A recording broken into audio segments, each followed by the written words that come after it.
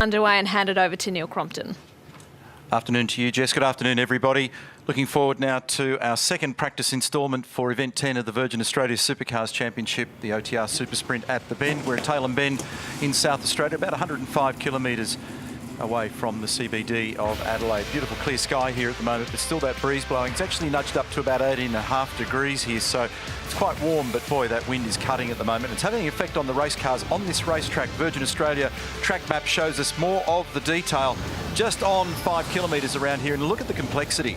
Just as a graphic, there's a lot to digest, let alone driving a race car. 18 corners in total, average speed of about 100 miles an hour in the old language. Top speed is actually just under 280 kilometres an hour, but that's highly wind dependent. And at the moment, the run down this front straight is being deeply affected by a breeze that's in the order of 30 to 35 kilometres an hour. Second gear right hand to turn 1, 100 Ks. Turn 2, bit of a nothing burger. It's a kink in the road, but being positioned in the right spot on the road is really important. Speed builds through 5, and people have fallen off there repeatedly this weekend and in previous visits. Left-hander, it's easy to overrun, but you can pass down the inside. And here's where the trouble begins. 7, 8, 9 and 10. People have been running extremely wide. We've also seen more action down here at turn 12. And then things build up again to north of 200 kilometres an hour in the approach to this right-hander, 13.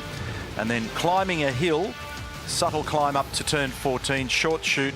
It's effectively a double apex long left-hander, really. And then down here to 17. The right-hander brings you uphill once more to the final corner, 130 Ks in the mid-corner of that one. So 75 kilometres an hour at turn 6 is the slowest speed. Fastest corner at turn 5 is about 210. Continual improvements and evolution and development at this location. At the Bend, you can see the beautiful pit building and hospitality and pit lane complex. And a lot of hardy supercar fans have come out this afternoon to see the cars. They're lined up at 45 degrees. We're about to get underway, and the significance of this practice session is its contribution to the way in which they'll play the game in Armour All qualifying coming up tomorrow. Remember, we're looking for the top 10 drivers here to earn themselves one free kick and gets them into the second portion of Armour All qualifying. So there'll always be heightened importance on this. A couple of other very important factors this weekend. Jack Smith is a wild card. Thomas Randall is a wild card, and he's done an outstanding job. Had a chat to him earlier prior to the session. He's an affable young guy, 23 years of age. He's driving for Tickford. He's got Scandia backing this weekend. The car's been beautifully presented, and he's making the most of the opportunity. He's on screen right now. Fastest driver in what's described as the additional driver session. It used to be called the co-driver session, but there are some drivers out there, notably people like Greg Murphy, who won't be co-driving later in the year. But this young guy ended up being the quickest, and he didn't do it on a brand new tyre. But when they went out in that subsequent session, practice 1 earlier on today, once again he was fast. So that's a heck of a start. He'll be making his debut this weekend in the Virgin Australia Supercars Championship, and off to a flying start. We'll see what he can produce. He's got car number 66 this weekend, and then we'll see him in action later in the year in the Pertic Enduro Cup, and that all kicks off at Bathurst, which is a substantial calendar change year on year. So people have been studying data, they've been adjusting cars, they've been having a quiet think in the front of the truck and gather their thoughts as to the way in which you've got to adjust the way you drive a supercar around this track. And remembering, we've also stepped off the softer of the two tyres this weekend to go onto the harder of the two Dunlop tyres at Tailem Bend. That in itself creates a characteristic change.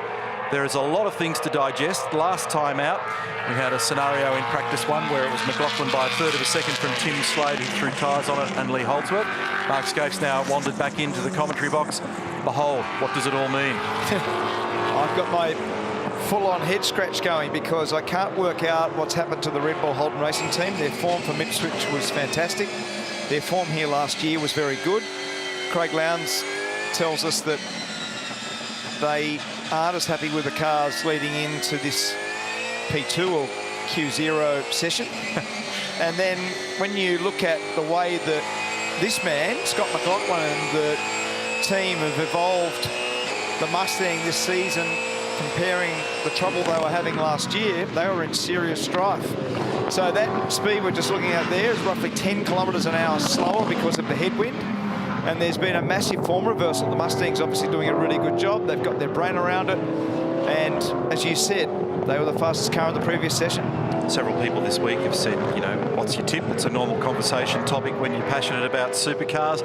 And though it was completely Red Bull Holden Racing Team territory in 2018, I had the reservation based on the difficulties that the teams had year to date, because the change of the springing rules around supercar racing to take the second spring away has certainly affected the Red Bull Holden Racing Team. They've been on the clawback. That last race that we had in Queensland on Sunday, I thought was an excellent exhibition and race between the two top teams, top drivers and top cars in the sport at the moment. They ended up, after 200 kilometres of racing, just under 3/4 of a second, about 0.6 of a second apart. Not a big margin.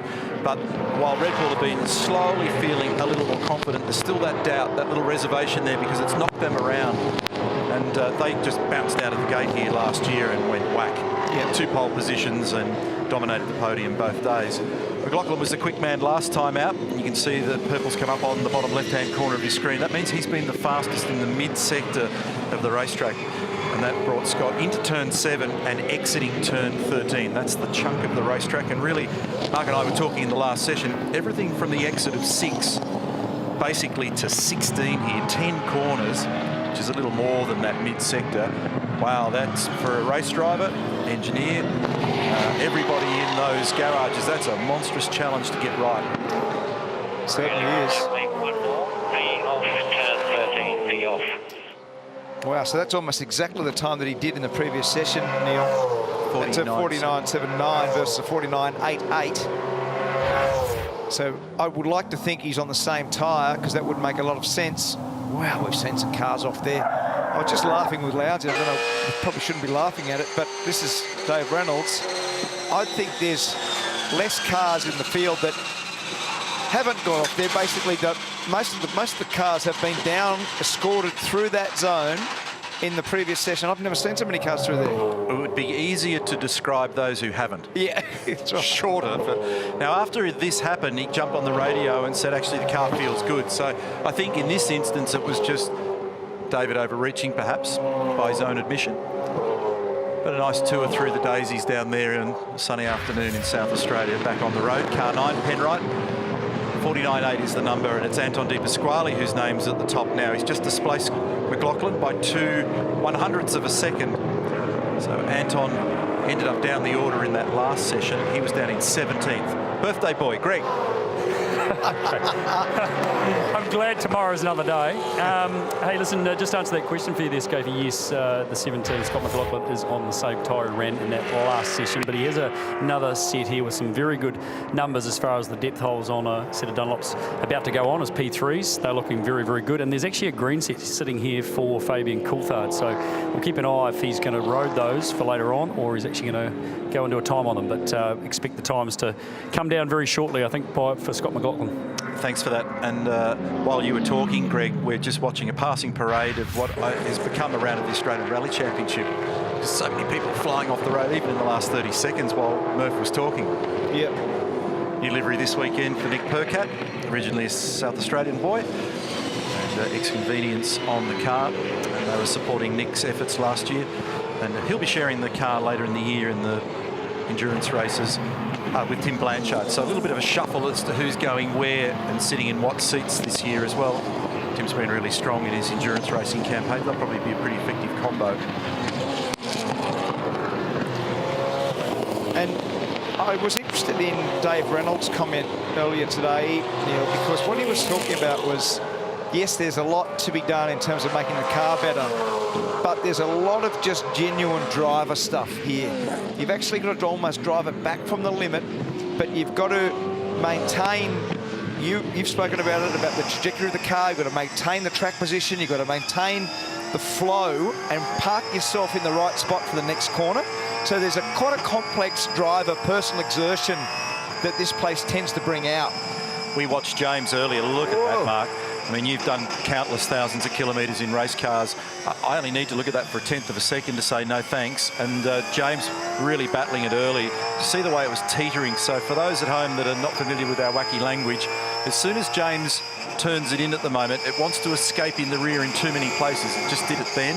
And you can see he's on the knife edge. So that steering trace, when they look at it on the data, it's going to be filled with wriggles.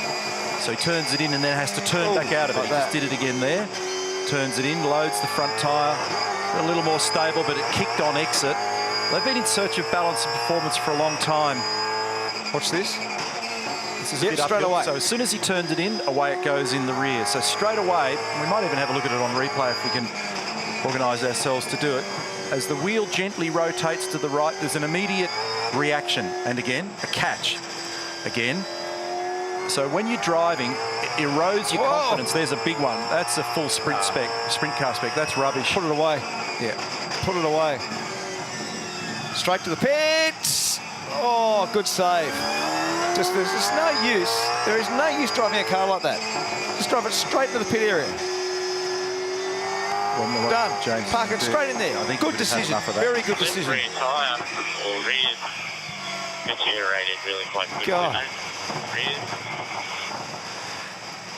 It's giving him plenty to think about in car control land, and he's on top of all that. But wow, that was a handful. And as soon as we took that shot, the end of the first second, you go, oh man. So let's have a look at this. Just watch on the replay. So this is the whole previous lap. So pull your seatbelts up a little bit tighter, folks.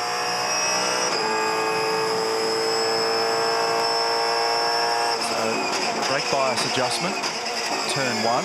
So it's straight away, as soon as he turns it in, it's off in the rear. Short shifted. He's got no confidence to roll the steering lock on and load the front tyre. Watch this left-hander. This is about 210 kilometres an hour. Watch this. Whoa! Got it. Beautiful car control, but slow. It makes for a great poster, but it won't be something you tell the kids about in years ahead. Well, you may, just to finish the lap.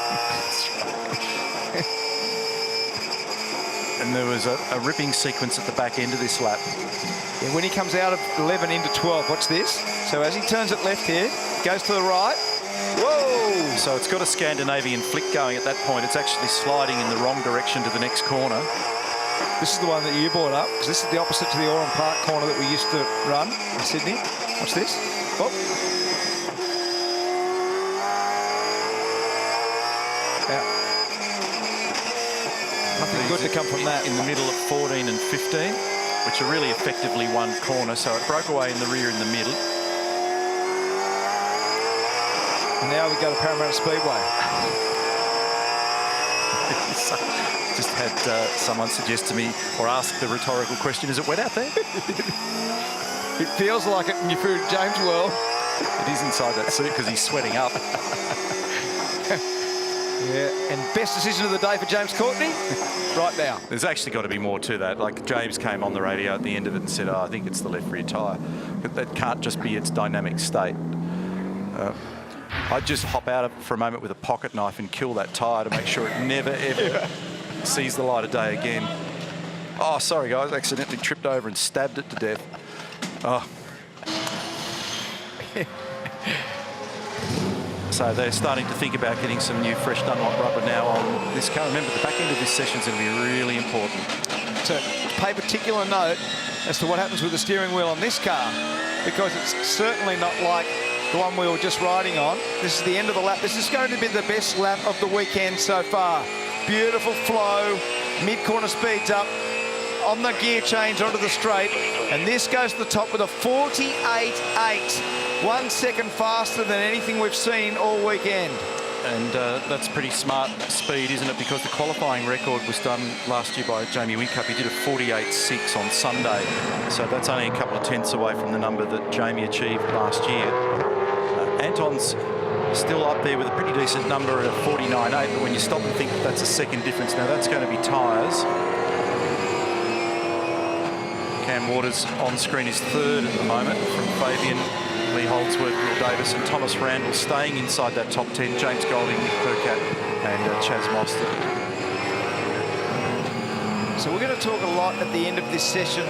Still 17.5 minutes remaining. We're going to talk a lot about the top 10 cars, because if you're in the top 10 in this session, you go through to Q2. So you don't have to go through the normal process. There'll be 16 cars through Q1.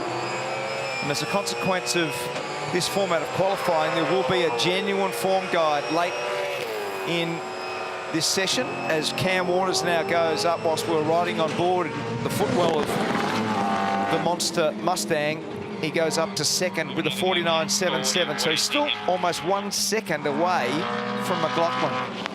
Richie Stanaway's come back into the series this weekend after being absent since Winton as a result of that neck injury. Simona Di Silvestro, by the way, in the Team Harvey Norman entry, has just moved up into 7th position on a 50.4. It's her best lap of the weekend. David Reynolds just moved up 14 spots into 11th. So nice to see Richie back in car 33. We've had Michael Caruso and Chris Pither interloping in his absence in the recent past. And he's been battling that neck injury, and he's not feeling the effects of that any longer. So he's back in the saddle, but off the road there a moment ago, sitting in 22nd. That's an excellent lap by Simona, Neil. 50.4. Considerably faster than anyone else in the Nissan at the moment. Next is Rick Kelly with a 50.9, so almost half a second. Chaz is a bit out of cycle here at the moment as well. He's down in 12th position as we pick up Rick Kelly on the podium last year on Saturday. Chad had success at Queensland Raceway last time out, but he's obviously not using a particularly great tyre at the moment, or they've got a little bit of an ill to cure in that car.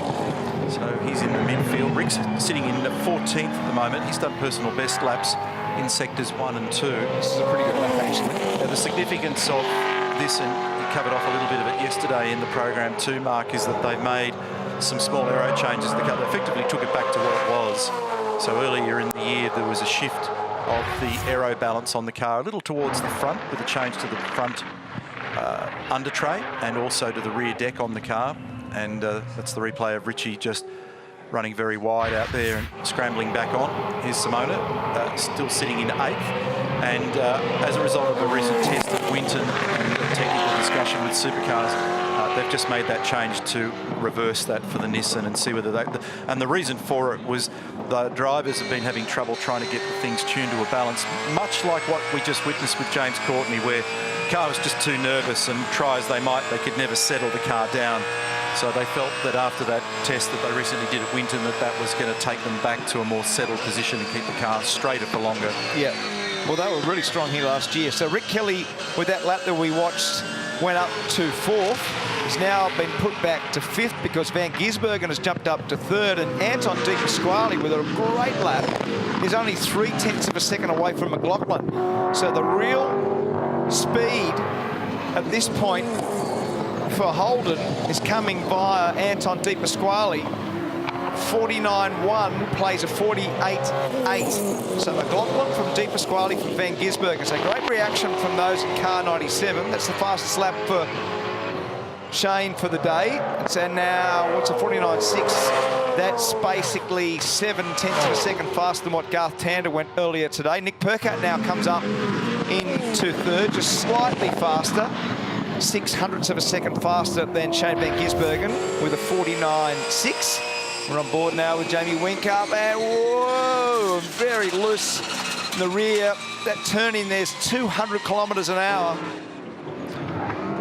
It's the first time we've seen Whincup off there. We've seen Whincup off the road down here where Dave Reynolds has had the monster slide. And the way that the dirt is digging out behind the curb off that exit down there at 12, that's actually going to be a risk for tyre puncturing.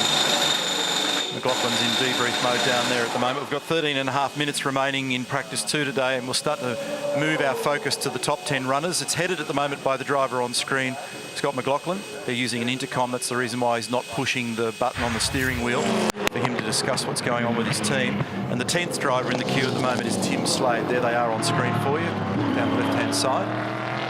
And Coulthard's just done a very impressive time in the mid-sector at the moment. We pick up Thomas Randall. 13 minutes and 5 seconds remaining. So people will be starting to think now about what they want for the last blast, tyre-wise and setup-wise. And here is Fabian completing the lap. There's a couple of other things to consider at this time of day at this racetrack as well. When you get to the final corner and come up onto the front straight here, you've got the sun in your eyes, but it's very much an issue when you climb the hill out of 13 into the double left-hander at 14.15. Nice job, Fabian Coulthard. 0.09. So 1/10 of a second slower than McLaughlin. Now, what I'm interested in is a big lock up there for young Thomas Randall, but What I'm interested in is to what quality tyre Fabian just did put on to do that lap time.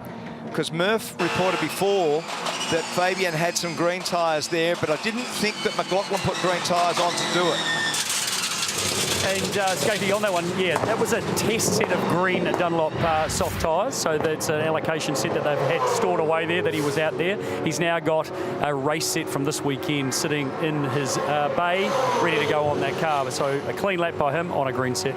And McLaughlin wasn't new, but was No, it? he wasn't. Those were P3s that I saw written on the side of that. They were very good. There was, the depth markers on the set that Scott was on was 3.2, 3.2, 3.2. So they were a very good set of second hand. He's just got a green set lining up now to go on 17. Great, thanks, mate. So basically, a good second-hand tyre plays a new test tyre for the two Shell V-Power Mustangs. There's only 1/10 of a second between them. There may be a bit more margin than that if you compare tyre quality for tyre quality. Macaulay Jones now, great job, young Macca. He comes up to 4th with a 49.55. Now, that's the curb you're talking about. And that's digging out to the extent now that when you drop off the edge, the sawtooth curb will rip into the rim and the tyre, and then when you join back on, you've got the same problem. And here it is also at the exit of 12. So it's happening at the last corner and also further back down the turn sequence. So that'll have to be monitored, and they'll see, they start to see the extent of the damage in the Dunlop garage because they see the bent rims and they also see damage. Often it doesn't fully penetrate the tyre, but it does enough damage that it might fail later on because you've broken the cords in it. Yeah. Jack Smith is on screen. Sorry, Scapey, the other thing when we were talking before about the update of tyres from the lane, that replay of Thomas Randall, there was a graphic illustration of the lock lights going on that car because he basically overbraked at the end of the front straight. Yeah, he did. And I just saw the exit curve coming out of 13 also. So I think 13 is going to play a role in that.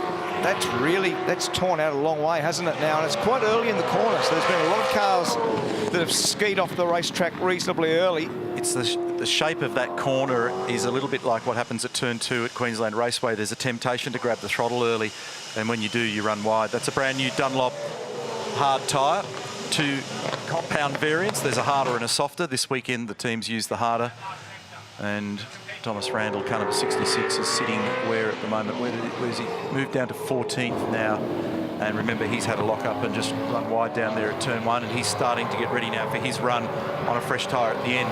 Andre Heimgartner's on screen here in car number 7, Plus Fitness Nissan. Actually, that was well bottomed out in the margin between the splitter and the road when we just looked at that close-up.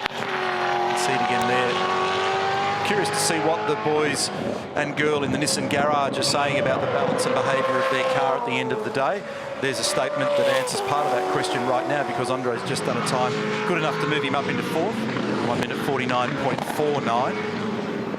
So what time keeps you in the 10, young Neil? Because a late 48 for McLaughlin now leads the field. At the back end of the top 10, Scott Pye is a late 49. So there's 1 second at the moment on a big, long racetrack. So what time do you need to do to stay in? Probably a 49.2 or 3, you think? It may not be that ambitious. I mean, you look at, say, Macaulay's on a 49.5. The problem is the cumulative effect on the race on a racetrack like this, typically with a brand new tyre, is you get a big gain in performance. But I'm not sure, with some of the worries that various teams and drivers have had here in the run that they had here last year, and I know you hate this term, can't think of a better one at the moment on the spot, but if they don't get the tyre to switch on, then sometimes they don't get much out of a new tyre around here.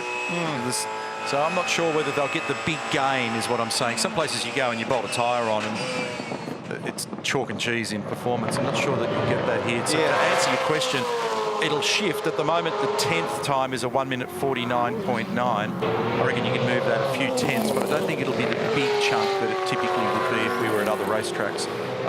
Stand corrected. Yeah, but the only bit that is counter to that is there's a lot of heavy hitters that actually haven't had a real crack yet. So Holsworth now comes from way down. He goes up into 7th. But have a look outside. So in 13th, Mostert, 14th, Davison, 15th, David Reynolds. Tim Slade was really high up before. Mark Winterbottom down in 18th. Jamie Whincup is way down in 23rd. So there's a lot of cars that haven't actually had a crack yet. Yeah, so your point's more than valid. So be curious to see what they can produce now. 7.5 minutes remaining. Andre on screen is sitting in 4th position on a 49.4. So I reckon it's going to be somewhere in that mid-49 to 49 and 3/4. Yep. Simona at car number 78, Team Harvey Norman entry. She's sitting 12th now as things continually shuffle. She's coming in for the last discussion and a set of Dunlop tyres. I know I ask you this a lot, but would you now, do you have to put another set of tyres on if you're in car 17 or 12? Well, you do ask me that, and they always answer it, not me, by responding with brand new tyres on the car, and out they go. So nobody cares what I think, including me. Or what I think is, if it's mine, I park it. Yeah. So they constantly prove they do what you did when you were out there, which is live for the moment, and that's get as many sets of tyres that you can get on the car. Just keep feeding them, and I'll worry about the rest. True or false? Good point. Yeah. So as you've become the sage commentator, you've flipped, you've switched sides. Now you've changed. Now you want to be all conservative. I promise you folks, for 25 years it was rib tear or bust, and don't let anything get in the way, including holding back sets of tyres. All right, good point. Let's move on. Okay, doesn't like it when I put the torch back on him. Gee, that exit, the drop-off off turn 18 and the dirt that's subsequently making its way across the road, that's full rallycross spec there. Will Davison in the Milwaukee entry's just come up into 4th position. 49.2. Yeah, so there you go. I think the reason for the exclamation in Mark's comment there is that he's emphasising the lap speed number, so he's probably right. You're probably going to see a bit more happy hour phasing with tyres and speed here in a moment. Remember a year ago, when I see the closing rate between cars coming into the pit lane, I gasp a bit because Andre Heimgartner and Garth Tander had a pretty significant nose-to-tail shunt. Let's go to Greg. I'm with you guys sometimes. We look at where Scott McLaughlin is at the top of the timesheets, and then you go, well, would you go again? And we've talked about this a lot, haven't we, Scobie? That you go, no, we'll park it, but he always goes and throws another set of tyres at it. He's just about to do it now, rolling out the gate on a green set of tyres. But that's the confidence of where they know where they are. They're happy to be at the same level with everyone else. They're not looking for an advantage with the tyres they've got, are they? They're happy to respond and be in the same situation because they know he's got so much confidence with the tools he's got. That's Greg. So ask me, do you think they'll go back out on a set of tyres? And Neil, do you think they'll run again? Do you think car 17 will go back out? Absolutely. Yep. Good point. Well done. Guaranteed. I love your accuracy. So he's got 9/100ths of a second over his teammate at the moment, Scott McLaughlin from Fabian Coulthard in the previously tested Greg Murphy mobiles. McLaughlin and Coulthard loaned their car to Greg earlier today for the additional practice session, additional driver practice session at the top of the day. Nice birthday present. Nice birthday. He's handed back to them in fine form. Their brakes are bedded to perfection. Yep. P1 Two fastest and 2. cars. If they hadn't been bedded to perfection, then they couldn't possibly be up there.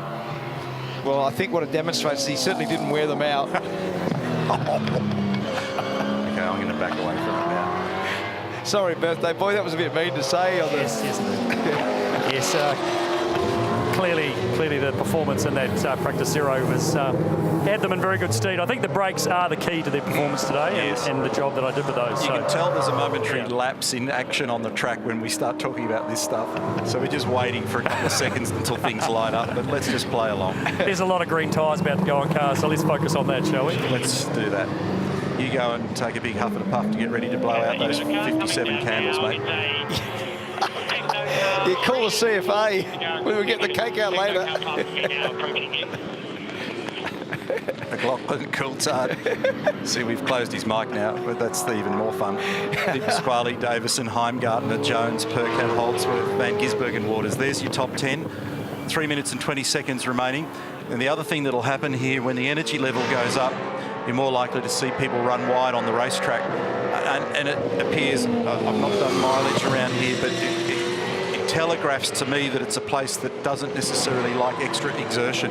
You try too hard around here and the stopwatch protests. Very true.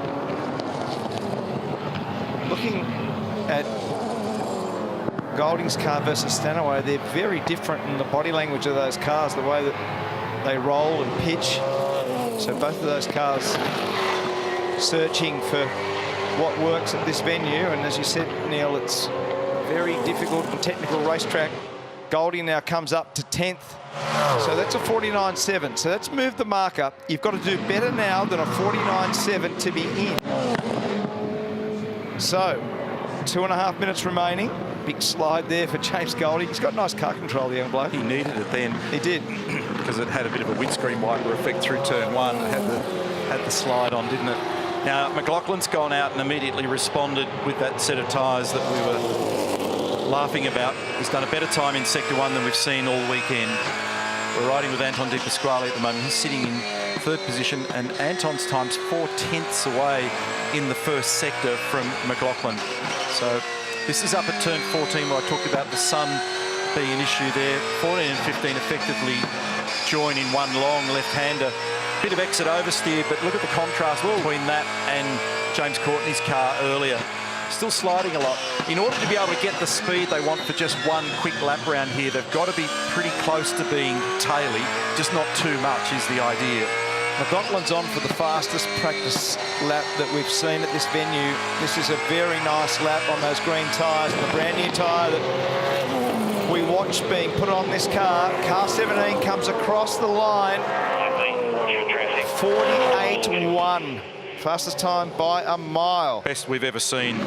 Lap record 50.5, quali record 48.6, practice record 48.7. So that's a chunk faster than anything we've seen from anybody in a supercar here previously. I was interested in his line at the last corner. He took it very shallow to avoid all the dirt and junk there, and he didn't use any of that awkward exit space that's covered in dirt at the moment.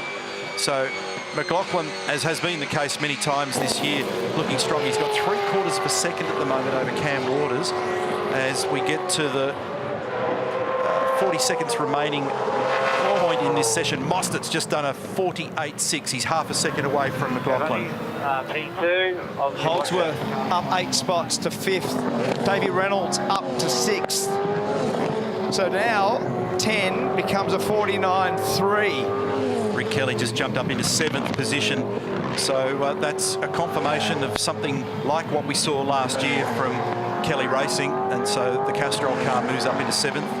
Simona's on screen there, 16th after her lap then, and that's actually the best lap that she's done in the session, a 49.7. So Mark asked the question a bit early, what keeps you in? Well, it's turning out at the moment it's a 49.3, so he was right, I was wrong.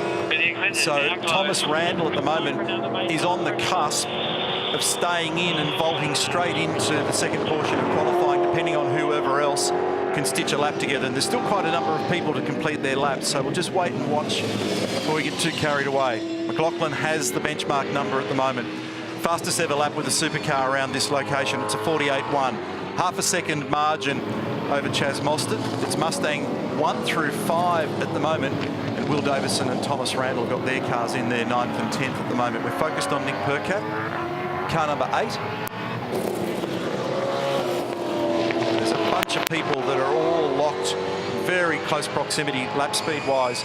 So this is going to put Percat there or thereabouts. He didn't quite get there because what I wanted to say was that there's a stack of people on a 49.3 and his lap was trending in that direction, but it didn't quite work out for him in the last couple of corners in the final sector.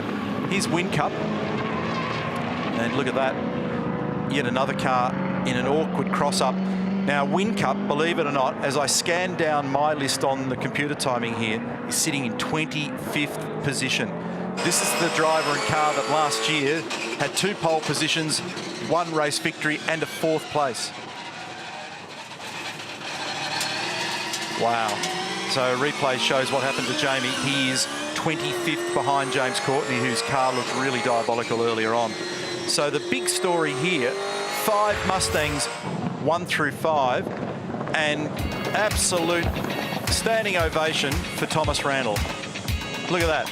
A young guy making his Virgin Australia Supercars Championship debut, who was the fastest in the additional driver session, who did an awesome job in practice 1, and he's now vaulted completely out of the first portion of Armour All qualifying tomorrow and goes straight into the second portion. So that's an outstanding job. And he's done a 49.3 to do it. And the drivers that have got their names dulled on this second page here at the moment are those that didn't make it in.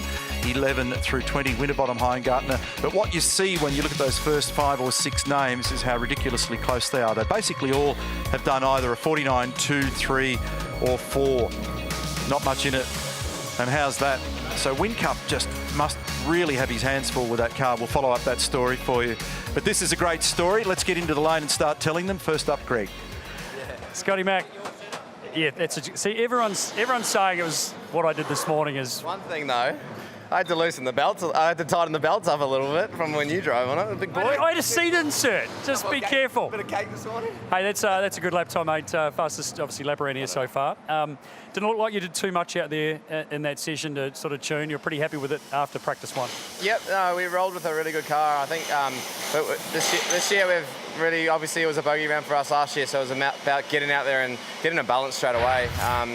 So we tried a couple of things in practice one, got to a nice balance, and then just then it felt awesome. So yeah, there's not much I can fault from it.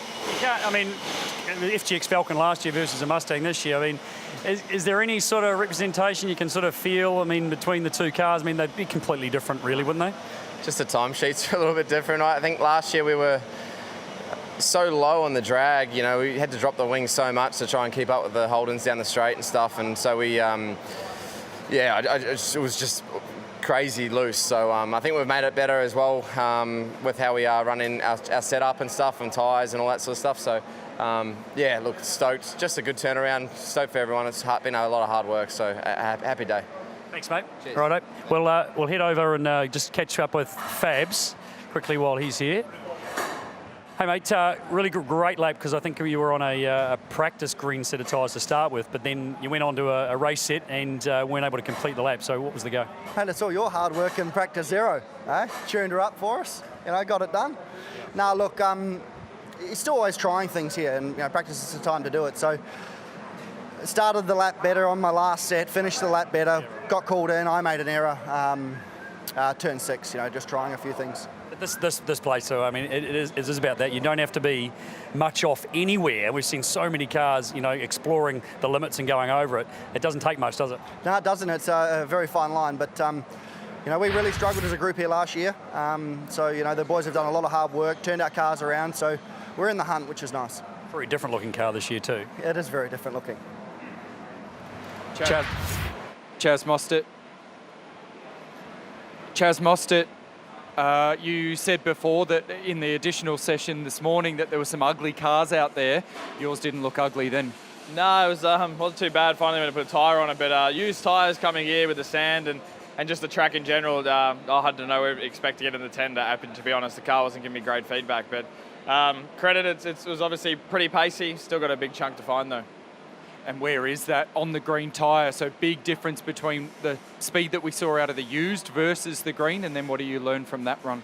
Similar balance, I guess. Obviously, a green tyre masks a lot of it, and you still you get away with it. But on the used tyre, I was having really big moments, and yeah, you just really couldn't. You struggle just keeping on the black stuff. So we need to tune that out of the car. I can still feel it there a little bit on the green tyre, but you know, as the race goes on, if the tyres